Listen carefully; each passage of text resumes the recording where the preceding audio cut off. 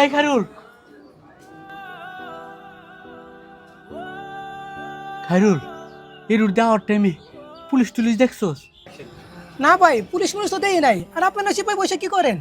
আরে ভাই কইস না, তোর ভাবি আমার নামে মানহানির মামলা দিছে। আমি পলায় পলায় ঘুরতাছি ভাই। এখন এই বর্তমানে তুই স্যার আমার কেউ নাই, খুব বিপদে আছি। আমার একটা ব্যবস্থা কর না ভাই, থাকার কোনো জায়গায়। ভাই আমি আপনার কি ব্যবস্থা করবো? আপনি বিদেশে আসিলেন, টাকা পয়সা কামাইছেন। আরে টাকা পয়সার কথা কইস না, তোর বাবির অ্যাকাউন্টেই তো সব টাকা পয়সা রাখছিলাম। এই টাকা পয়সার লইকে আমারে মামলা দিছে, একটা টাকাও আমার নাই। একটা ব্যবস্থা কর না ভাই, আমি এখন অনেক অসহায়।